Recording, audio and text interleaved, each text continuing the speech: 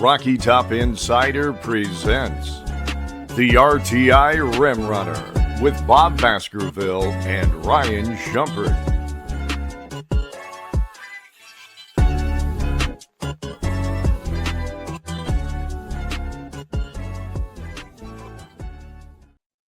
Welcome. Time for another edition of the RTI Rim Runner. I'm Bob Baskerville, joined as always by Ryan Shumpert, who has been on the move. Been to Lexington, and then just got back from Starkville, and now you're hopefully home for a little bit. How you doing, Ryan? Doing well, yeah. I feel, I guess not jet lagged, a little tired of being in the car, but doing well and ready to go for another. The basketball show rolls on and baseball gets going this weekend. So getting into that crossover season, but excited for it. Now Tennessee baseball opens this weekend. Are you going to be out there covering that? Yep, I'll be there.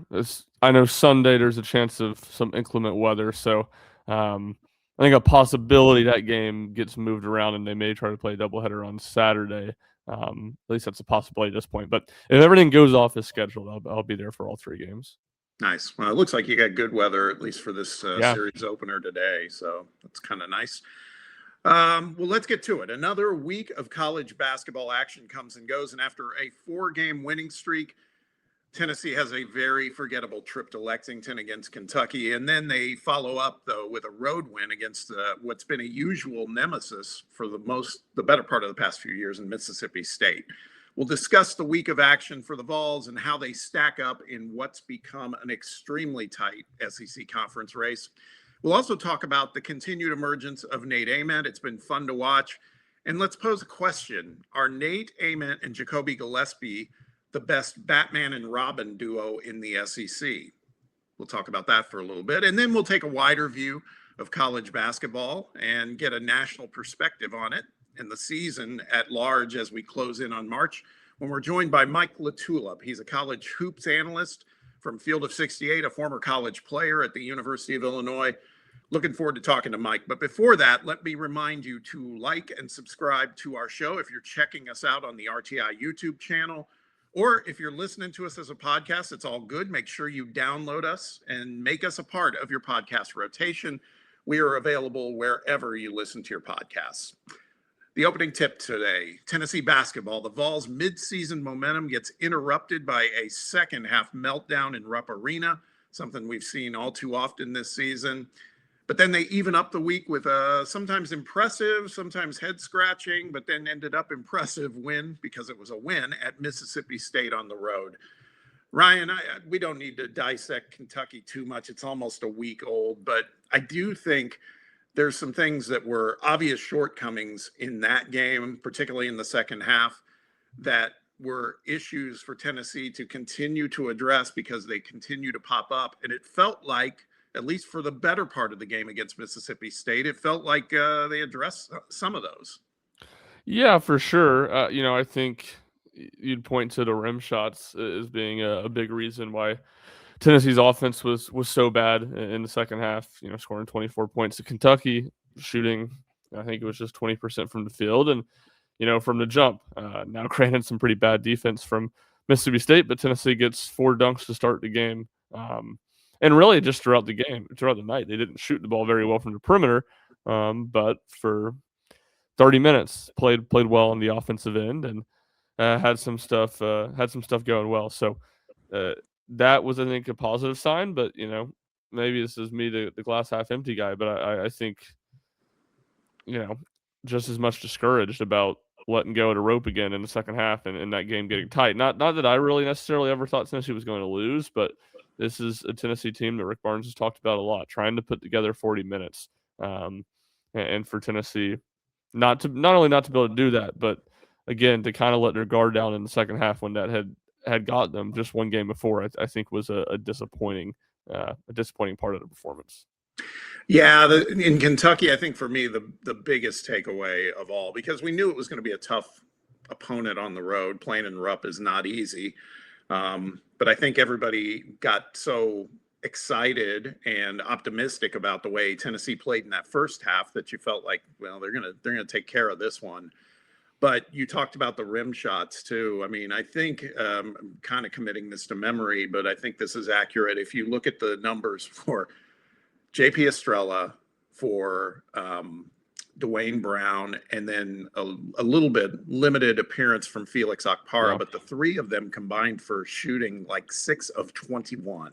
And I mean, you know, I didn't measure the distance on every single one of those, but you know, they're all bigs. It was all probably within the circle, so to speak. And JP in particular, 4 of 13. I mean, it was, I think you and I were exchanging texts and you said that. It's like, God, if he gets close to hitting 50% of those instead of 4 of 13, he's 6 of 13.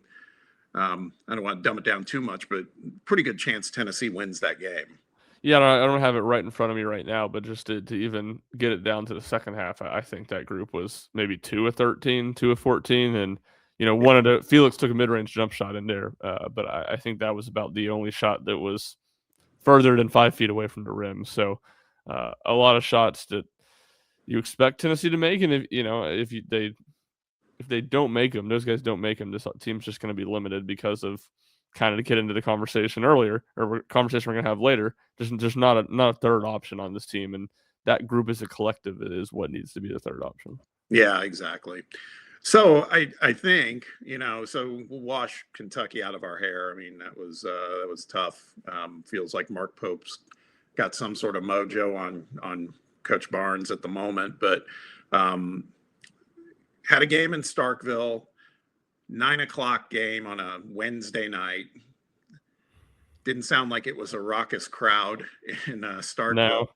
And we kind of knew going into that game what, you know, it's kind of like, man, if you can just, one of two things. If you could somehow shut down Josh Hubbard, then you're going to be in pretty good shape. Or if you choose to let Josh Hubbard get his for the most part and kind of try to make somebody else beat you, they just don't have a whole lot. And Tennessee, I felt, particularly in that first half, looked really, really strong. And then the better part of the second half, they did too. And it felt like they had addressed some of the things that we saw at Kentucky, right? It felt like the rim game got it, particularly like you mentioned in the first couple minutes, felt like we just absolutely took the fight to them right off the bat.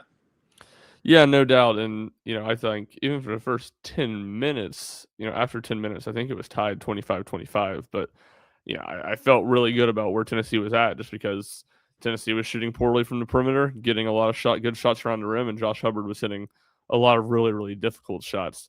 But then in about a 15-minute stretch, I guess, around halftime, Tennessee went on a 25-5 run and was – you talked about a good run in the first half. They get up by double digits and, you felt comfortable. And then good sign after what had happened on Saturday and really both Kentucky games where it was not like Tennessee just gave up a massive run to start the second half, but within the first 4 minutes, the first media timeout in each half, Kentucky had started to cut into the lead. And you saw Tennessee come out fast and go on a run and push the lead to 20. And in the end, it really was enough to put the game away, but you felt like nothing was going to get interesting after that. So I thought that was a good sign. And, Tennessee overall offensively for most of the game, for much of that first half at least, did it without Jacoby Gillespie or Nate Ament, doing having huge nights or anything like that. They had a bunch of different contributors step up. Yeah. That was one of the things I was, again, encouraged to see, and we're going to spend a little more time on Nate a little later in the show here, but felt like Nate Ament was relatively quiet for the better part of that game. We didn't really need him, but then it felt like once things got a little tight, got down to a 5-point deficit for Mississippi State in the second half, we saw Nate emerge, and I wanted to get your take on that. Do you feel that was I don't know if that was necessarily, was it designed for Nate, or is Nate, at that point recognizing the moment and saying, get the ball to me because you were there watching? From talking to people after the game, I think it was designed to get the ball to Nate and on those possessions.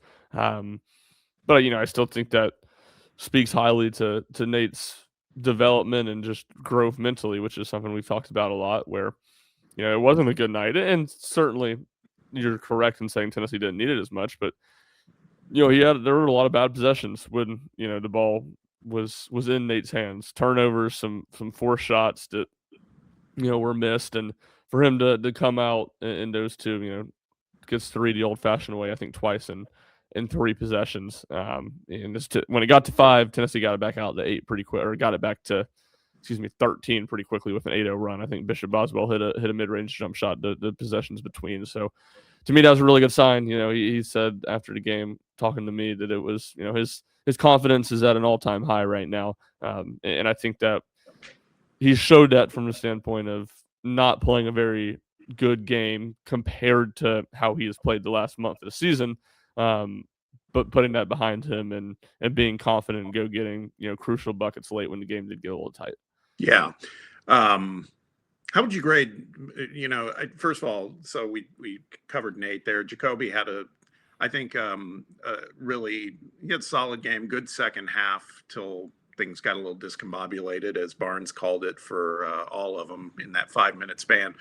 But how would you grade Bishop Boswell? Because he didn't score many points, had 4 points, but then again, did all the other little things, had, I think, 7 boards, 8 assists, including probably one of the most memorable plays of this season for Tennessee basketball. I still think, I'd like to see him score more, and he has been scoring a little more than 4 points in the last 5 or 6 games, but he still makes winning plays, and I think that's undeniable at this point. No doubt, he had 6 assists within the first 7 or 8 minutes of the game, and that was a career high already in 7 minutes of gameplay. And credit Mississippi State for some bad ball screen coverage and some easy alley-oops and another inbounds pass they didn't defend well, or baseline out of bounds. Yeah, I'll give him a B+, A-. He didn't shoot the ball very well. It wasn't one of his best games offensively, but only one of those plays I really think of it being man, that was a bad shot. He got out of control, as Rick Barnes likes to talk about. Sometimes he just plays too fast offensively. He got out of control going downhill, on one instance, at least that I can remember. So that's kind of, these missed shots, he's going to miss some. He's probably shooting over what you would expect his averages to be right now. But again, kind of on a similar thing to Nate. Now it's different because his usage is much lower. But the fact that he was confident and kept on shooting open shots and kept on getting to the elbow, shooting those mid-range jumpers, that to me feel like it's starting to become a little bit of a staple of his game.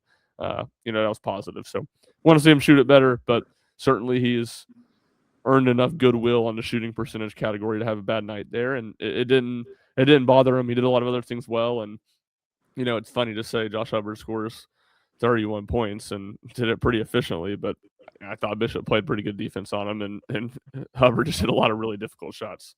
We talked with, on the radio, we talked with Greg Polinsky yesterday, assistant coach, and he said he felt Boswell, that might have been one of the best defensive performances he had all season.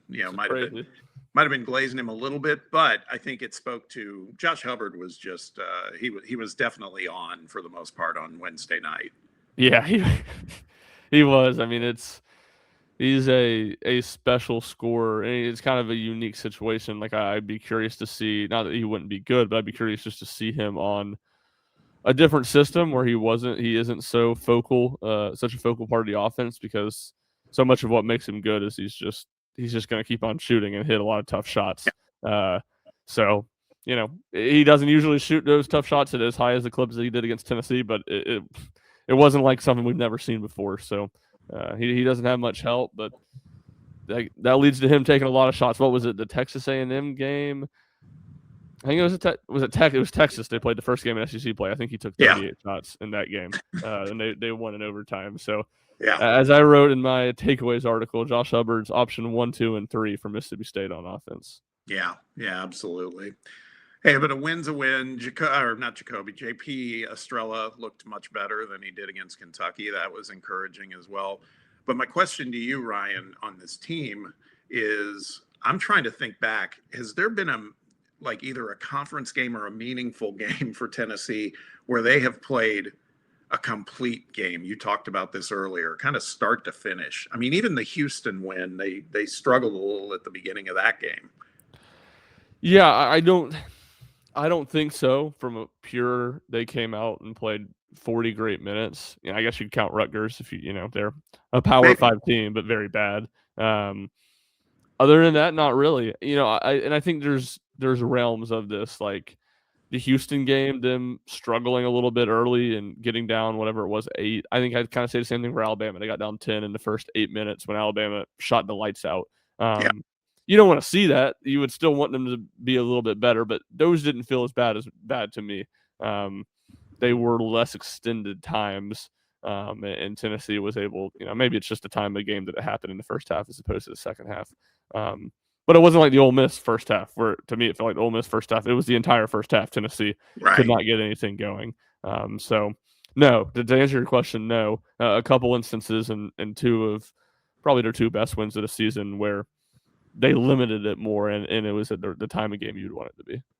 Yeah, now I'm sitting here thinking about it, and I don't have it fully committed to memory, but Louisville might have been close to an end-to-end win. Yeah, that's probably true. Louisville's that might probably be the close to closest that thing, but it was hardly like, wow, this team is going to be special. That wasn't the takeaway. You know what I mean? It was like I was worried about that Louisville game, but then Mikel Brown was out, and they ended up taking care of business. But I don't know. It's a good point. Yeah, we'll come back around before the show ends to talk about the upcoming weekend, because in the SEC, Tennessee right now is right in the thick of it.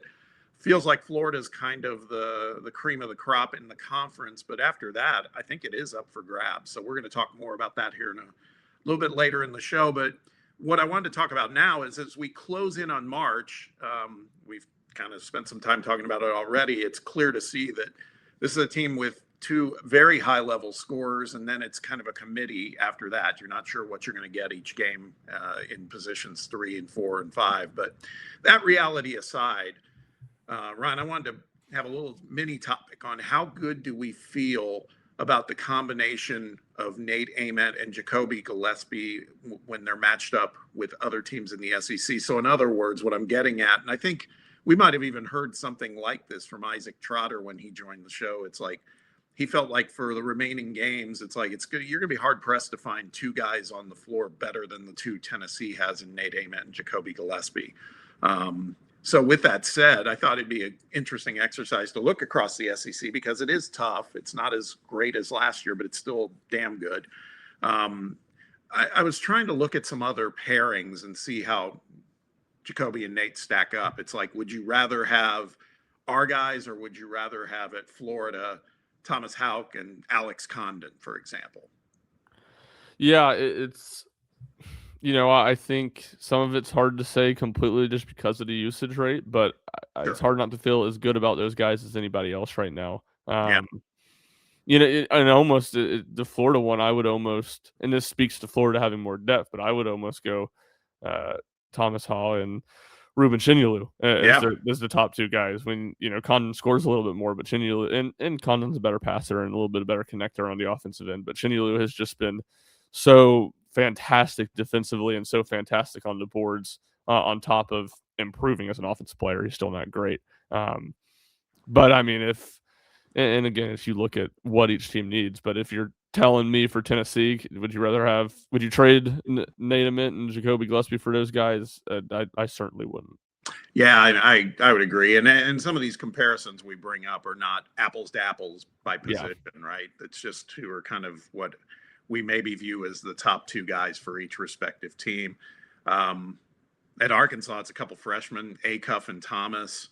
I do like Darius Acuff a lot. I'd love to have him, in a perfect world as my point guard. But between him and Jacoby and Nate, I think I would still like who we got, because currently Jacoby's averaging 18.5 a game, Nate's averaging 17.5, but it's well chronicled. We've talked about this. Nate's averaging over 22 points in his last 9 games. And like, I can't count the Mississippi State number, Ryan, but before that, I think over a 4 or 5 game span, he was in the 25 point per game range.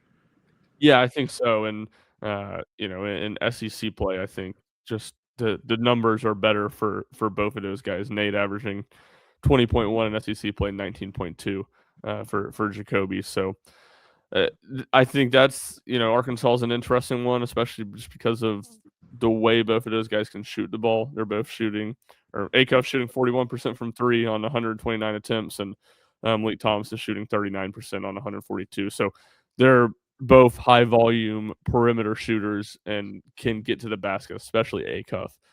So some of that stuff that they do, is different and presents different issues, different challenges than what Gillespie and Ament do. But I think those two, being Tennessee's two, have been a little bit more consistent in SEC play. What about Alabama? LeBaron Philon and Aiden Holloway, both guards, obviously, but those guys, they combine on the season. I don't have the SEC stats together, but on the season, they combine for about 38 points a game. Yeah, that's the one that I would be tempted to say is better. I think those are probably the two best, and both of them, they're maybe not true point guards, but they're point guards in the way Jacoby Gillespie is, I guess, where they're scoring first, but they also do a good job of facilitating. Both average over 4 assists per game. Philon a little high on the turnover numbers, but Holloway does a good job of taking care of the basketball. Holloway's been extremely, extremely efficient. He's probably the best 3-point shooter in the SEC, and Philon just a dynamic athlete that it is extremely difficult to stay in front of. So I would maybe lean those two, and I think you look at Alabama, they have a little bit more of a third punch with like an Amari Allen than Tennessee does, but I think it's similar issues that Alabama has, where there's just a big drop off after those first handful of guys. And I think the thing that I would say, where I say Alabama has a third and maybe Tennessee doesn't, I think Tennessee's guys after that play to their role better than Alabama got. Tennessee has better role players behind their two than Alabama has role players behind their three, I guess. So that would be the one that I'd probably be most tempted to put above Tennessee's.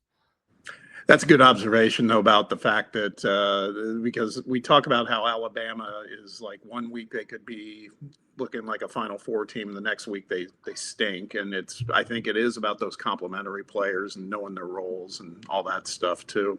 Yeah, that and getting Holloway healthy. He's missed a bunch of games, and they've just been injured as a whole. But one of those guys we're talking about, maybe the best duo in the SEC, has missed a lot of time this year due to injury.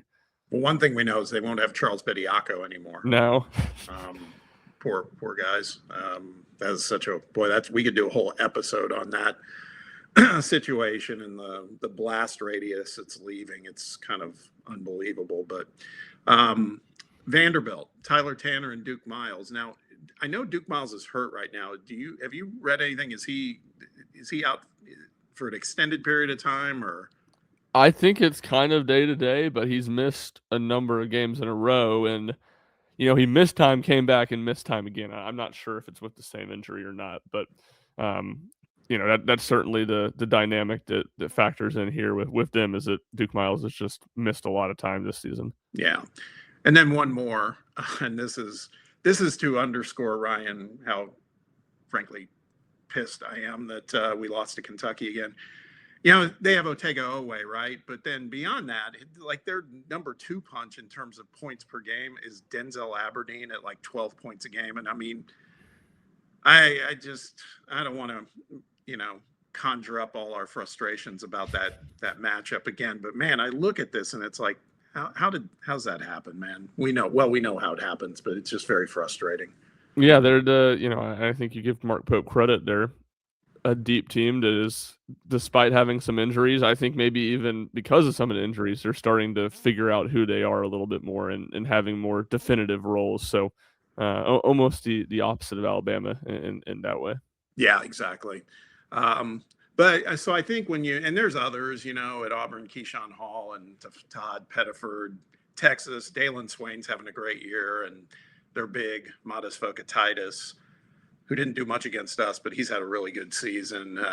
Mizzou with Mark Mitchell and Jaden Stone. I mean, there's some good duos out there. I do think, to your point, I think ours ranks right up there at the top, and I agree with you. Maybe the Bama pair of Philon and Holloway are close too, but I don't know. It's just I think the key for this team, like we've said, is just find a consistent third option. I don't know if that's doable or not, but we shall find out. We shall find out. Let's pivot a little bit. We've been spending time talking about Tennessee and talking about SEC in general. And wanted to bring on someone who I've talked to on the radio before, does a fantastic job. And we brought him on when we were previewing the Tennessee-Illinois game earlier in the season, which talk about another one where, we played a good first half and then the second half failed us. That was one of them. But this guy is a former player at the University of Illinois. He also these days does work for the great team at Field of 68. If you're not familiar with them, they're a wonderful follow during college basketball season. Wanted to say hello to Mike LaTulip, who joins us to talk a little bit about the national scene.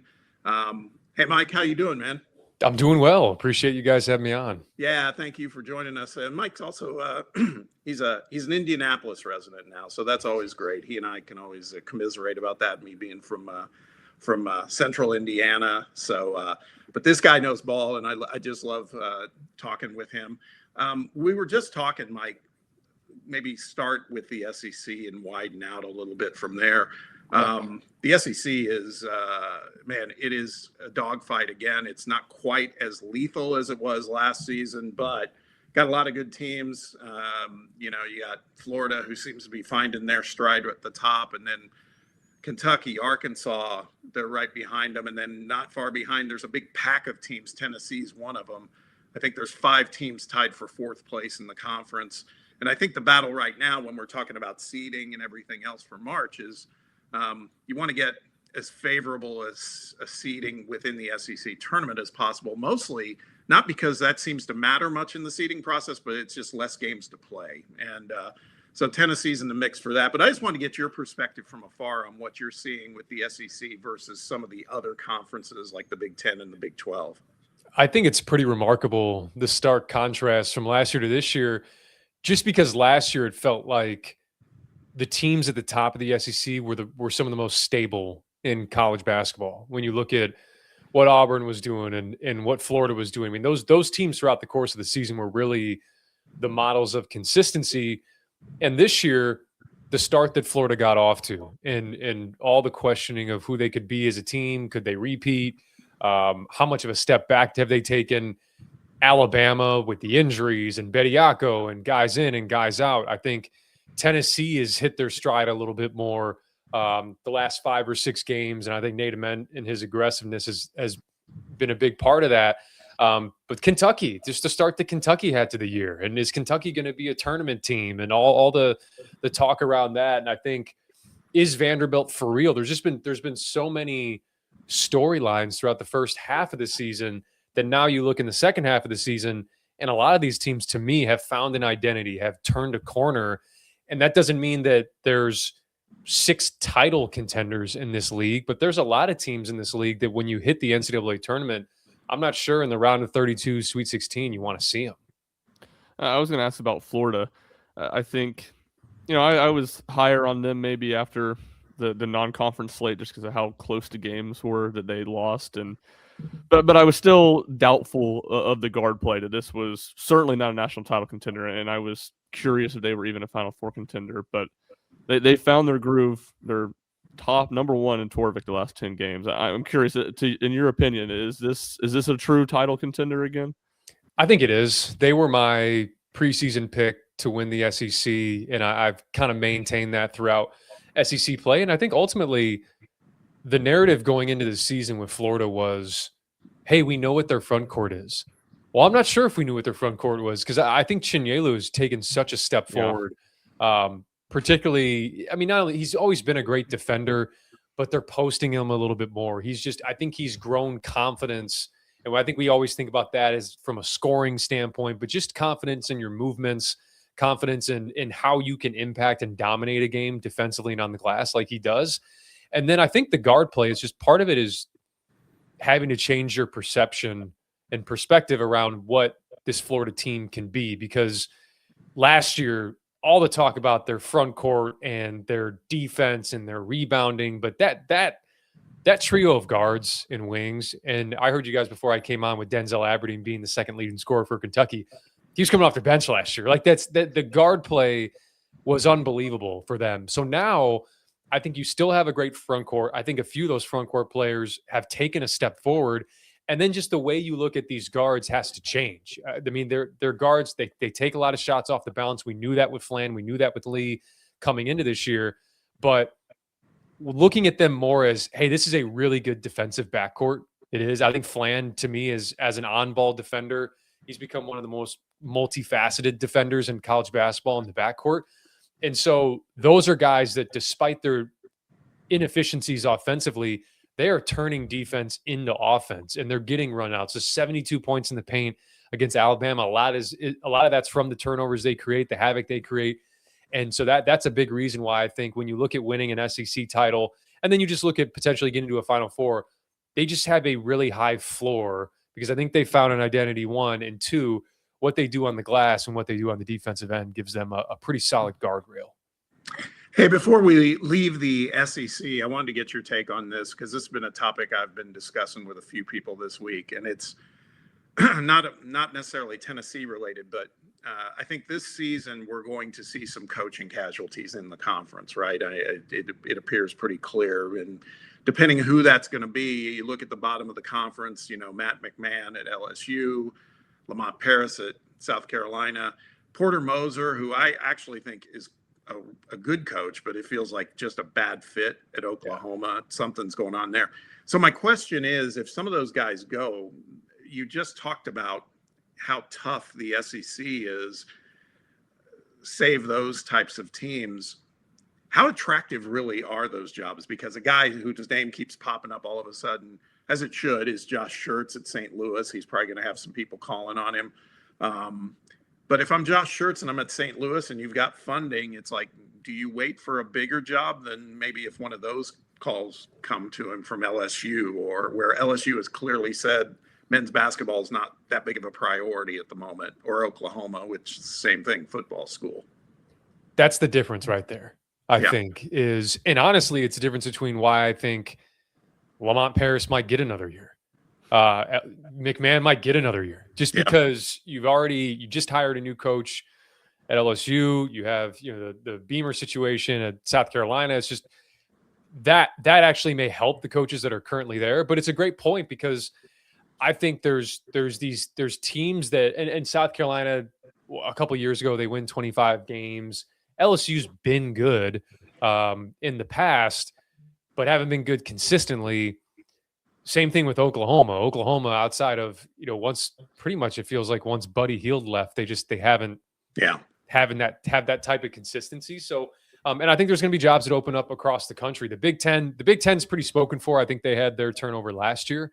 Yeah. But certainly in the ACC, where you don't have football as much of a priority, then those changes could happen. So where do these SEC jobs fall in the pecking order, to your point? That's the biggest question to me, is just what type of turnover we see in the SEC first. And if that does happen, do coaches like a Josh Schertz and some of these Tony Skinn, some of these guys have had a lot of success at the mid-major level. Takeo Siddle's another guy at UNC Wilmington I like a lot. Do they wait it out another cycle until maybe one of the middle tier schools open up? Ryan, 1 second. I'm sorry. You may or may not have heard this, and Ryan, you may have too. I'm hearing now there's an LSU groundswell of, we need Will Wade back. Which Governor's big buddies with Will Wade, and we know the governor likes to get involved with his LSU athletics. It's crazy. I'll say that I have heard that. Yeah. And the thing I was going to add on South Carolina, I mean, Lamont got a contract extension after that 25-win season. I think his buyout's still $13 million. So I'm just skeptical. I think they'll give him another year. Yeah. The pivot out of the SEC, I was just going to ask you about your Illini. They've been one of my favorite teams to watch all season. 2 overtime losses back-to-back. At Michigan State, certainly far from a bad loss, and then Wisconsin. Any level of concern, and I guess what have you seen go wrong these last 2 games? Health. I think missing Kylan Boswell, they were able to, and you guys saw against Tennessee, I mean, just what he does as an on-ball defender, your point of attack defensively, they were able to survive that. The 5 wins they had without him, there was always somebody on the floor, whether it be Minnesota, Northwestern, Nebraska, even Purdue. There was always somebody on the floor you didn't have to account for. from an offensive standpoint. So that allowed guys like Tommy Avicic and to maybe play a little bit off, pack the paint. And then you play against a team like Wisconsin, and now you're down another starter in Andrei Stojakovic, and it's a team that spreads you out.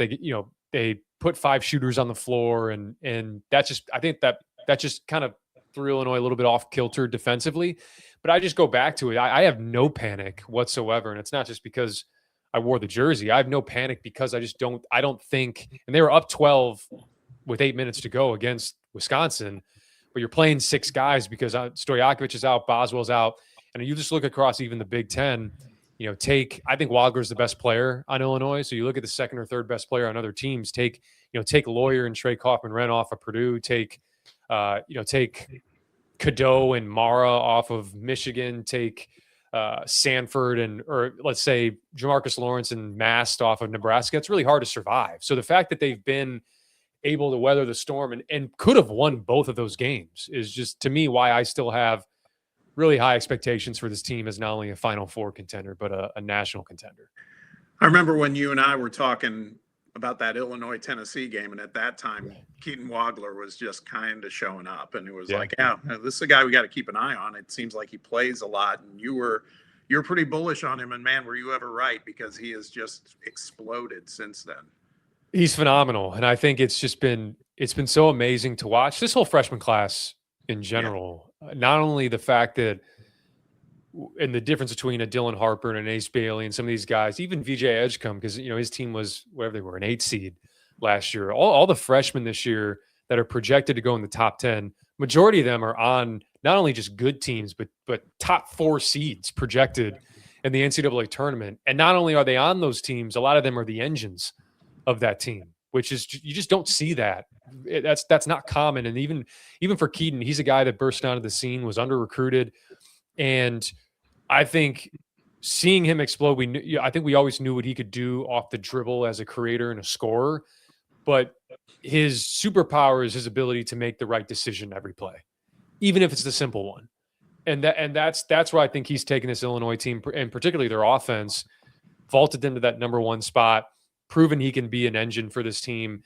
And then I think Kylan Boswell deserves a lot of credit for it too. There was a lot of talk about, hey, Wagler has really blown up since Boswell's been out. He was doing that when Boswell was in there. And I think Boswell, Richie Saunders, Milos Uzan, all these guys that have become complementary parts to these freshman stars, that makes all the difference. Because I think guys are smart nowadays to be able to say, hey, my role at the next level is going to be alongside a guy like this. It's not going to be as a guy that's a scorer or like an 18-point per game guy at the next level.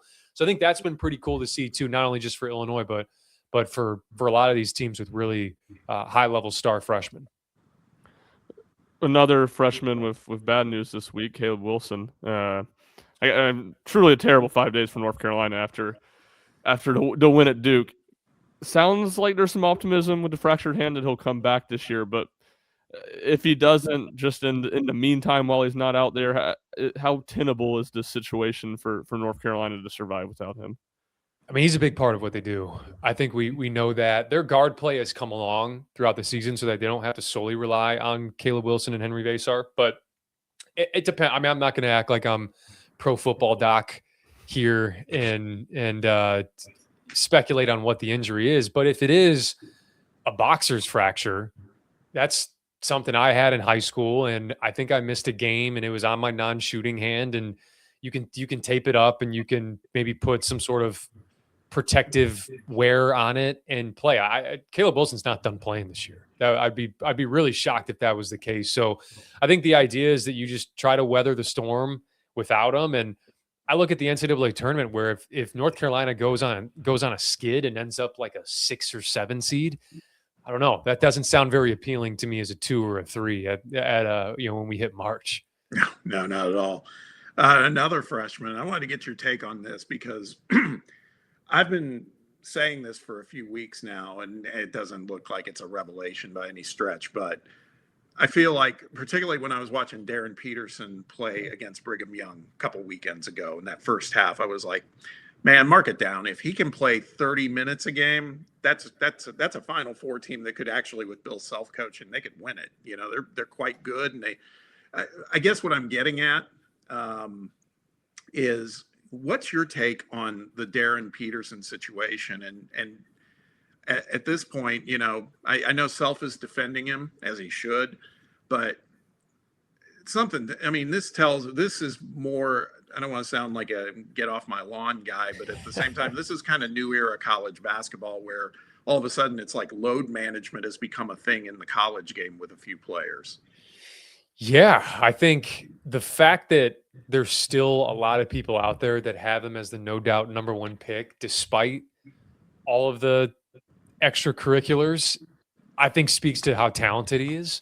I don't think I've ever seen, to be honest, I would have to go back to maybe Kyrie, or it's just, I haven't seen many guys make the college game look this easy. Yeah. And I think that's the type of, it literally looks like the NBA All-Star game happened and the All-Star break happened, and they're like, hey, bring this guy, have him go play for Kansas. That's really what it looks like when he checks into the game. But it's a fascinating storyline to follow as we get into late February and March, because when he plays, you have that top end talent and you have a guy that can take over a game. But for the rest of the cast on the floor, it gets very stagnant. And then when he's out against Arizona, there's this controlled chaos that Kansas plays with, whether it's Melvin Council, I thought McDowell was great stepping up in that game. Badunga, to me, has played like an All-American. Yeah. He's been so good. And there feels like more balance. And I think that becomes a little bit harder to guard and prep for in March. And I also think they're just better. They're consistently better defensively. So that's just going to be the question. Like, I'm not ruling out the fact that Darren Peterson, when we hit March, is like, man, he went on a Carson Edwards type run and was dropping 38, 40 in games and propelled them to a Final Four, a Kemba type run. That would not shock me at all. But I still think that, let's say Peterson can't go in the tournament for some reason, I don't rule it out with this Kansas team, given just how tough they are. I mentioned Badunga, Council, Trey White's had his moments. And Tiller, I got to mention Bryson Tiller too, because he's been a guy. If he comes back next year, he's a first team All Big 12 type of guy. And so that group alone, I think that group can still make it to Indianapolis. As crazy as that sounds, they're going to be battle tested. And I think the conference races here at the end of February, really, with all the matchups that we have, are going to be fascinating, because Kansas still has a shot to win the Big 12. And with all the in and out of Darren Peterson, that's one of the better coaching jobs of Bill Self's career. I was cracking up earlier this week when the Big 12 announced the new court at the Big 12 tournament, and the tweets are like, "There's no way Darren Peterson is playing on this." glass LED courts. I'm just thinking about it from the viewer. Like, is this just going to be a migraine halfway through that game? Can't be too much worse than the court's been in the Big 12 tournament the last few years. Well, the problem is, I think they're adding the LED to it, and I think they're still keeping the Roman numerals on the floor, which was really jarring to watch last year. All right, last thing I have for you, a Tennessee question. I want to get your perspective as a player. Rick Barnes has talked a lot about, and the players too, of trying to put 40 good minutes together, and they've struggled in second halves, blow 2 double-digit leads against Kentucky. The other night at Mississippi State, they're up 23 in front of 2,000 people and give up an 18-0 run, and things get dicey. How fixable is a problem like that at this point in the season, of being able to find consistency and not have these mental lapses or letdown stretches in second half of the games? I think it can be hard to fix that, given I think it's a personnel thing more than it is a scheme thing. Or I just think when you look at that group, even with Ament really coming on in the last, I mean, he's been tremendous here in February. He was great towards the back half of January. And I just think that they're still a wing short, it feels like to me. Just a creator. Let's say they're a creator short. And so I think what ends up happening, especially in second halves, is first half there's a ton of flow. Like you get a lot of stuff in rhythm and flow. And then once the second half boils down, you look across the country at a Texas Tech, even Kentucky struggled with this to a degree, where what's your easy button offensively? Does Tennessee have that easy button where it's like, here's something that we can run every time down, And I think even with Jacoby Gillespie, like there's still run high ball screen and he can create, he can make things happen. But do you have the tandem of guard big, whether it's a Christian Anderson, JT Toppin, where you saw them come back against Duke, and it's just like, we're going to come down every time the last 10 minutes of this game and run a high pick and roll with a short roll, and either Toppin's going to get it or you're going to put 2 on the ball with Christian Anderson. He's going to skip. If you don't put 2 on the ball, he can get downhill. And simplicity at the end of games is really good. And I don't know if Tennessee has that simplicity, but what Tennessee does have is the ability to win the margins, which I also think is equally as important when you get to March. So the best offensive rebounding team in America, I think having that revolving door of bigs like they have is going to be an asset, is going to be a strength when you play lower possession games in March Madness, which always happens. The team that can win the glass, the team that can kind of grind you down can end up advancing. And then you just look, do you have a 25-point game, an outburst from a Jacoby Gillespie? Do you have a Nate Ament 28-point game and to will you from a Sweet 16 to an Elite Eight? I think that's all on the table for Tennessee, to be honest. And I think immense progression is so impressive because you guys know, to play for Rick Barnes and to play the style that Tennessee plays, I got to give credit to Nate, because there's plenty of other places he maybe could have gone where it's just much more free flowing and you don't have to focus as much on the defensive end. You got to focus on all of that at Tennessee. So I think that's part of the reason why he didn't get out of the gates, as maybe strong as people would have liked. But you see now he's starting to figure it out defensively. And then offensively, I always say, and sorry if I'm rambling here, but I always say that athleticism is a lot of times tied to confidence. And I think people have a hard time wrapping their head around that. But you can see the more his confidence has grown, the more fluid he's looked as an athlete, as an attacker, as a driver. He's even more confrontational at the rim. And that to me makes all the difference for this team. When I say, hey, are you missing someone on the wing? Is there that extra creator? I think he can do some of that when we get into March. Yeah, I've been struck by how well he handles the ball. Yes. I mean, he can take it in transition. I mean, it's been fun to watch the evolution there. Okay, very last thing, and I appreciate your time here, Mike. It just feels, we say this, it feels like every year where we're like, God, it's wide open as far as who could win the national title. Obviously, Michigan and Arizona feel like they're at a different level. How many, just maybe a number, like, we talked about teams like Kansas who could emerge. It's like, how many teams do you think legitimately have a shot at taking this whole thing at the end of the season? I think as I look at this, Michigan, Arizona, Duke, I think Houston can do it. I really do believe Florida. Things would have to fall a little bit. I just can't rule them out given what they've shown the last month and a half or so. I do think Illinois health's going to be the question with Illinois. I think they'll probably get Kylan Boswell back this weekend. Stojakovic will be back. And when they're at full strength, I think they're a national title contender. The ones that I have questions about, to be honest, Kansas, obviously, obvious questions. Yeah. Is Peterson in, is Peterson out?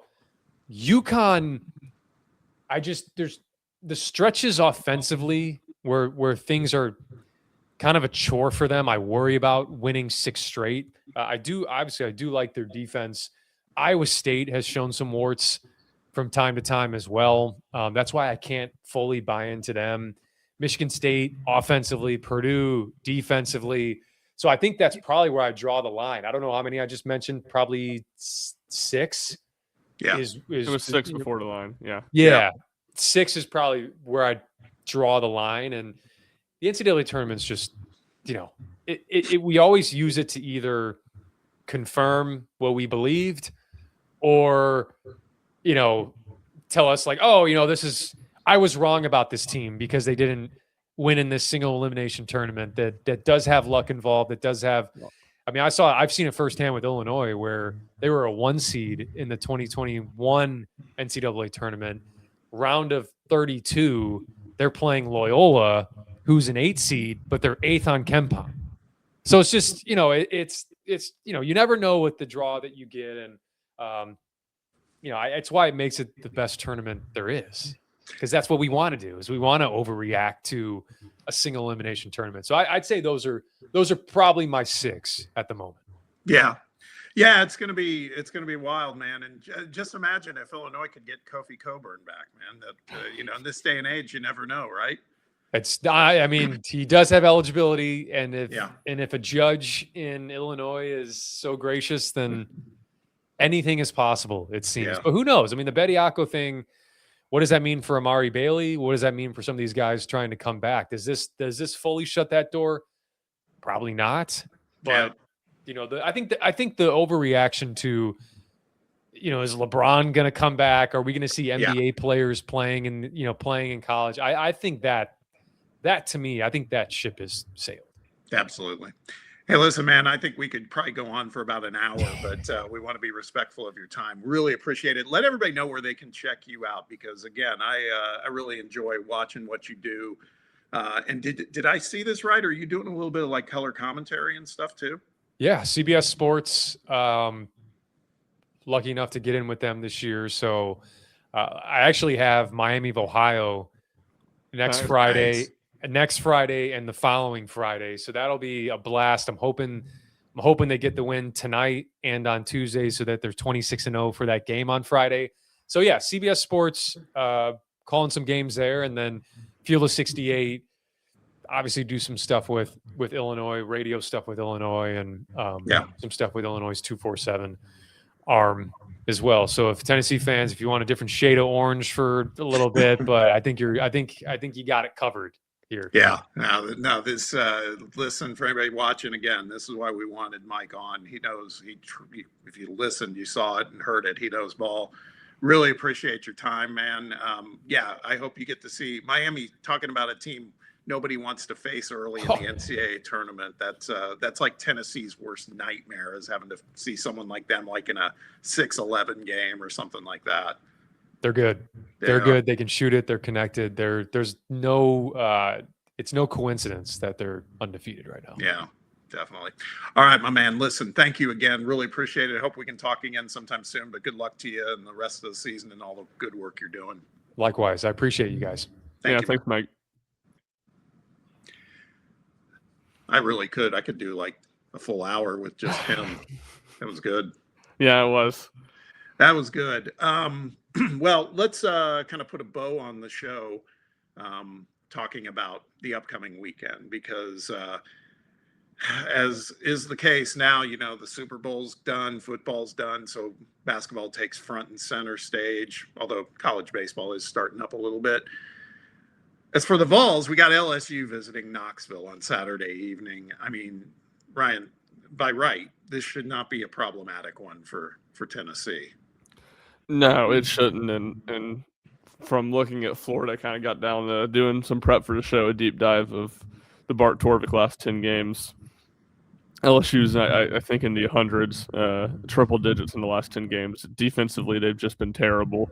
They don't rebound. They don't defensive rebound well, and they don't force turnovers, which is a pretty bad combination. So, and they just don't have a ton of size at all. So, this is a game that, at home, Tennessee really should not have any issues and should take care of business. Friday night is when it all begins outside of what Tennessee's doing. Michigan State, number 10 in the country, they have the unenviable task of going to Madison, Wisconsin to face a Wisconsin team that, in a word, has become very dangerous. They just upset Illinois. We were talking to Mike LaTulip, so his guys got knocked off by Wisconsin in Champaign. And they also are they're the only team that's knocked off Michigan, right? Yep. So that's going to be an interesting one too in that game. What's that? In Ann Arbor in that game too. Oh yeah, good point. Wisconsin, Greg Gard's like a sneaky good coach. I don't know really. I mean, now I do after watching that Illinois game the other night, but it's like I hardly know anybody on that team. But there they are yet again. So I think Michigan State should be on alert for that game. Yeah, they've been. It feels like Wisconsin, and you could put them up there with some of the SEC teams. It feels like they're about as improved as anybody. They were pretty unimpressive in non-conference play, and they've gotten a lot better. And John Blackwell, I don't know the story of his recruitment or anything like that, but his dad played at Illinois, and he had a Yeah. massive game in Champaign the other night. So a cool story there. Yeah. Then on Valentine's Day, Saturday, buckle up, man. It's loaded. It starts at noon with number 20 Clemson traveling to Duke. And then I think UCLA going to Michigan could be a really sneaky good game, depending upon what version of UCLA we see. And that's at 12:45. But the day goes on. I mean, there's a bunch of matchups. Which one kind of catches your interest, Ryan? Yeah, I think, I don't know. There's a number of good games, but maybe not any just unbelievable games. I would say Kansas, Iowa State, probably the one I'm most interested by, just because of two teams that seem to be going in a different direction a little bit. Kansas feels like they've emerged as we were just talking about, a legit Final Four contender, and I would say Iowa State's stock maybe as much as anybody in the national title conversation has fallen since the start of conference play. So that would be one in Ames that feels like a kind of circle to wagons game for Iowa State that they need to get. So I would say that one, and then in the SEC, I'll be interested to see if A&M can find their footing a little bit. Vanderbilt certainly an impressive bounce back from the terrible loss against Oklahoma at Auburn, and then Kentucky, Florida, I guess, is probably the headliner because of the brands, but I would be, in the two numbers by their names, but I'd be pretty shocked if Kentucky goes into Gainesville and makes that game too competitive. Yeah, I think I don't have it in front of me, but I was looking at it earlier. Kentucky's remaining schedule is not favorable, man. They've got a tough road ahead.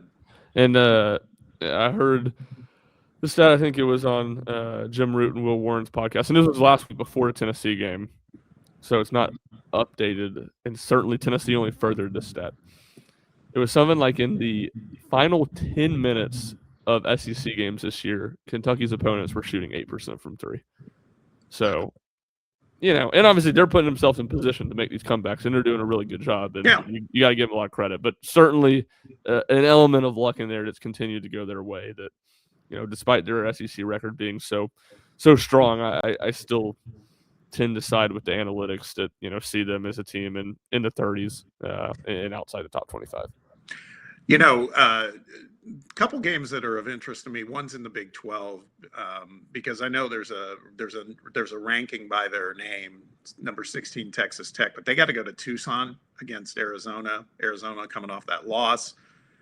It wouldn't surprise me if Arizona isn't dialed in, and that's a little bit of an ambush for Texas Tech. Good team, obviously, but you know how these things can happen on the road sometimes. Yeah, and it feels like Texas Tech has a little bit of that Tennessee in them of being reliant on two players, and Arizona just has waves to throw at you. Yeah, they do. And then in the SEC, the one that I'm kind of maybe I'm hate watching a little, I don't know, but Auburn going to Arkansas, because lo and behold, I didn't realize, I looked at Arkansas's 14 not Auburn. They're 14-10, Ryan. They got 10 losses already. And I know they have had a tough schedule, but are they maybe starting to enter the danger zone of making the big dance? I mean, short of having a big SEC tournament run. Yeah, they've, that Tennessee game, they've lost 3 straight starting with that. And not that they're easy games, but, Alabama and Vanderbilt at home, it felt like they needed to get one of those defending home floor. So it will be interesting to see if things truly get interesting for them. The schedule does lighten up. They go to Alabama and obviously at Arkansas on Saturday. But besides that, Kentucky at home, Ole Miss, LSU, at Oklahoma, at Mississippi State. They should be able to, maybe not a lot of quality wins, but they should be able to collect wins here over the last month of the regular season. Yeah. And then on Monday night, Big 12, on paper at least, delivers again. Number 3, Houston, going to Ames. We just talked about Iowa State, but it is at Hilton, and we've seen things happen there. That game at 9 p.m. on Monday night, I think I know what I'll be doing at that time of night.